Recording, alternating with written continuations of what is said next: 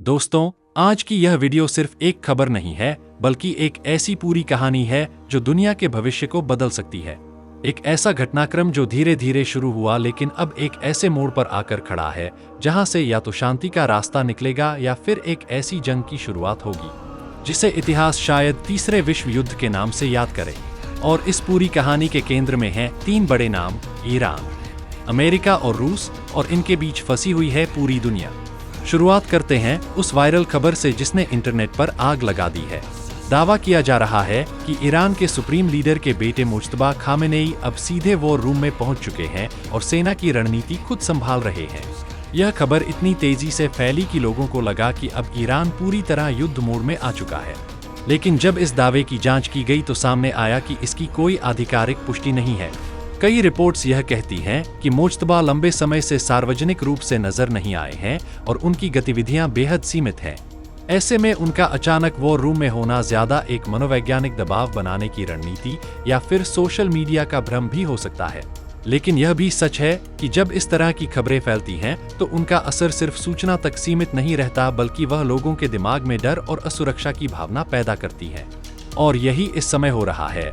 अब आते हैं उस असली मुद्दे पर जिसने पूरी दुनिया को हिला दिया है। अगर मंगलवार तक स्थिति नहीं सुधरी तो बड़े पैमाने पर सैन्य कार्रवाई की जा सकती है और इसी वजह से पूरी दुनिया की नजरें उसी दिन पर टिक गई हैं। अब बात करते हैं जमीनी हालात की। रिपोर्ट्स के मुताबिक ईरान और इजराइल के बीच पहले से ही तनाव चल रहा था। ड्रोन अटैक, ये सब अब आम हो चुके हैं और हर हमले के बाद स्थिति और ज्यादा बिगड़ती जा रही है। लेकिन इस कहानी का सबसे बड़ा मोड़ तब आता है जब रूस इसमें अपनी चाल चलता है। रूस के राष्ट्रपति व्लादिमीर पुतिन ने यह संकेत दिया है कि अगर पश्चिमी देश इस संघर्ष में ज्यादा हस्तक्षेप करते हैं तो रूस अपनी ऊर्जा सप्लाई को हथियार के रूप में इस्तेमाल कर सकता है।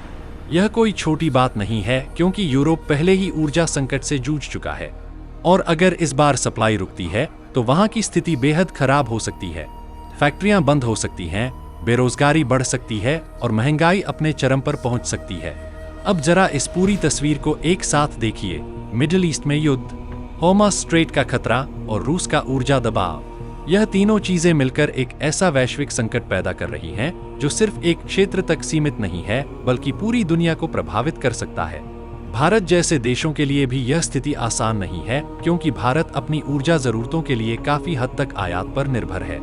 अगर तेल की कीमतें बढ़ती हैं तो इसका सीधा असर आम लोगों की जेब पर पड़ेगा।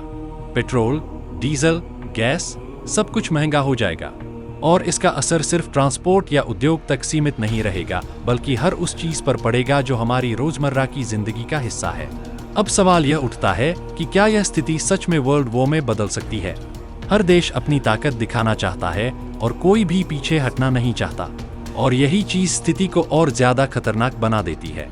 अब बात करते हैं आम लोगों की।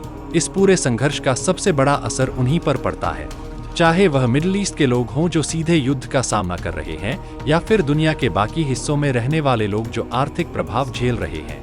यह संकट हमें यह भी याद दिलाता है कि आज की दुनिया कितनी आपस में जुड़ी हुई है। एक क्षेत्र में होने वाली घटना का असर हजारों किलोमीटर दूर बैठे लोगों पर भी पड़ता है, और यही कारण है कि इस तरह के मुद्दों को समझना और उनके प्रति जागरूक रहना बेहद जरूरी है। अब आगे क्या हो सकता है, इसके कई संभावित परिदृश्य हैं।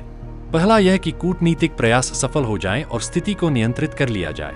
दूसरा यह कि सीमित सैन्य संघर्ष जारी रहे लेकिन वह एक बड़े युद्ध में न बदले। और तीसरा और सबसे खतरनाक परिदृश्य यह है कि यह संघर्ष धीरे धीरे फैलता जाए और इसमें और देश शामिल होते जाएं, जिससे एक वैश्विक युद्ध की स्थिति बन जाए। फिलहाल यह कहना मुश्किल है कि इनमें से कौन सा रास्ता चुना जाएगा, लेकिन इतना जरूर है कि आने वाले कुछ दिन बेहद महत्वपूर्ण हैं। और अंत में यही कहा जा सकता है कि यह सिर्फ एक खबर नहीं है, बल्कि एक ऐसा मोड़ है जहां से इतिहास की दिशा बदल सकती है। और हम सभी इस कहानी का हिस्सा हैं, चाहे हम कहीं भी रहते हों।